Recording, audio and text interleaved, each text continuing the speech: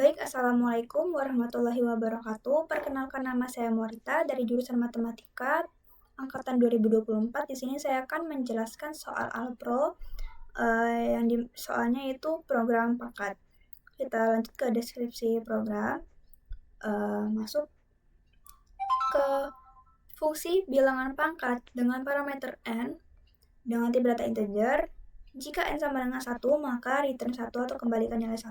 Jika tidak, maka kembalikan nilai n dikali dengan fungsi bil pangkat n dikurang dengan 1. Lalu untuk fungsi pangkat dengan parameter a dan b dengan tipe data integer, jika b sama dengan 0, maka kembalikan 1 atau return 1.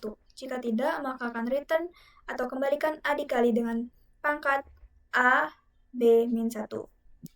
Lalu fungsi hitung dengan parameter n dengan tipe data integer, jika n sama dengan 1, maka kembalikan 1.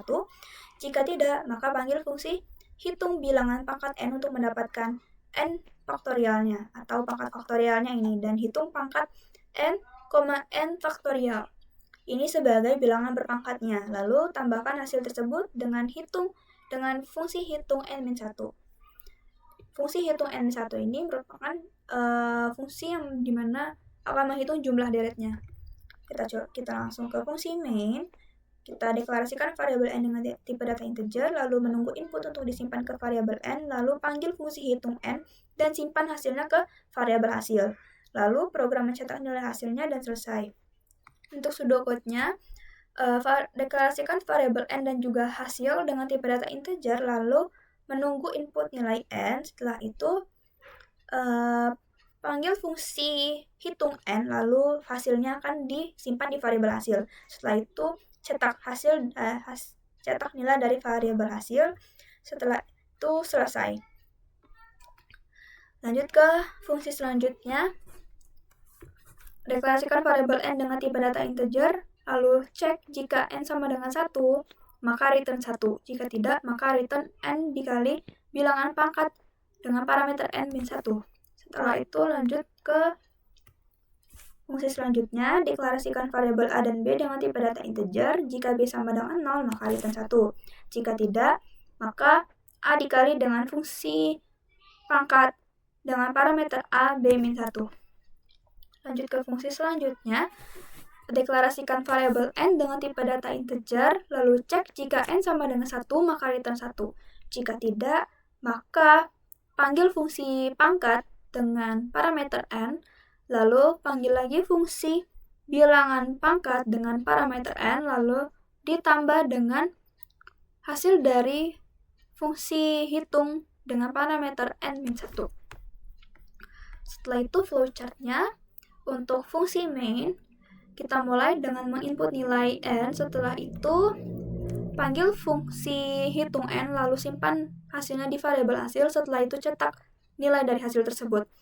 Untuk fungsi bilangan pangkatnya, kita akan mulai dengan mengecek apakah n sama dengan 1. Jika iya, maka dia return 1. Jika tidak, maka dia memanggil kembali ini harusnya ya, bilangan pangkat. N ini harus, bukan H, kok jadi H, N. Jika tidak, maka n dikalikan dengan hasil dari fungsi bilangan pangkat dengan parameter n dikurang 1, lalu program selesai. Lanjut ke fungsi hitung, dimulai dengan mengecek juga apakah n sama dengan 1. Jika iya, maka return 1 atau kembalikan nilai 1. Jika tidak, maka panggil fungsi pangkat dengan parameter n, lalu panggil kembali fungsi bilangan pangkat dengan parameter n juga, lalu ditambah dengan hasil dari fungsi hitung dengan parameter n-1. Setelah itu selesai. Lanjut ke fungsi pangkat, di mana kita mulai dengan mengecek lagi apakah b sama dengan 0. Jika iya, return 1. Jika tidak, maka a dikalikan dengan hasil dari fungsi bilangan pangkat dengan parameter a dan b min 1. Setelah itu selesai. Kita coba ke programnya. Nomor 5.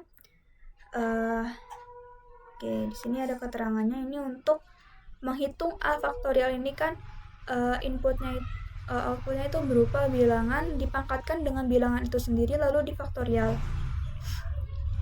Jadi di sini bilangan pangkat ini A faktorialnya, lalu ini A pangkat A faktorialnya, lalu ini adalah jumlah dari deretnya. Kita ke main dulu. Deklarasikan variabel n dengan tipe data integer, lalu menunggu input nilai yang nantinya akan dimasukkan ke variabel n. Lalu pemanggilan fungsi hitung n hasilnya akan ditaruh di variabel hasil. Setelah itu program akan mencetak hasil. Untuk yang pertama kita akan menghitung A faktorialnya dulu. Lalu, di sini fungsi ini bertipe data integer, lalu parameternya juga bertipe data integer dengan parameternya itu n, lalu nama fungsinya itu bilangan pangkat. Lalu kita akan mengecek jika n sama dengan 1, maka dia akan return 1. Jika tidak, maka kembali ke n dikali fungsi bilangan pangkat dengan parameter n-1. Jadi dia ngulang lagi dengan sampai hingga 1. Setelah didapatkan faktorialnya, ia akan dipangkatkan ke fungsi pangkat dengan parameter A dan B tipe datanya integer dua-duanya. Jika B sama dengan 0, maka return 1. Jika tidak, maka return A dikali dengan hasil dari fungsi pangkat A dan B-1. Jadi ini untuk menghitung A pangkat A faktorialnya. Jika A faktorial sudah didapatkan hasilnya sekian, maka menjadi bilangan pangkatnya. Setelah itu untuk menghitung jumlah deretnya, kita masuk ke fungsi hitung dengan parameter n tipe datanya integer, cek apakah n sama dengan 1, jika iya maka kembalikan nilai 1, jika tidak maka panggil fungsi pangkat dengan parameter n. Setelahnya fungsi bilangan pangkat dengan parameter n lalu ditambah dengan hitung dengan parameter n-1. Kita akan coba running.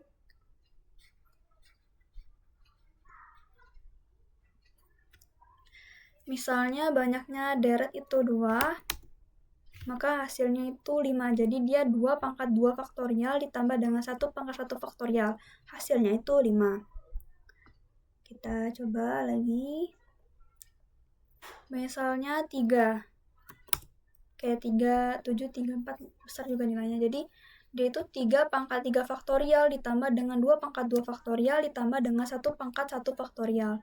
Jadi 3 pangkat 3 faktorial itu 3 pangkat 6, berarti 3 pangkat 6 ditambah dengan 2 pangkat 2 ditambah 1 pangkat 1. Hasilnya 7, 3, 4. Baik, untuk nomor 5 saya cukupkan sampai di sini. Saya akhiri. Wassalamualaikum warahmatullahi wabarakatuh.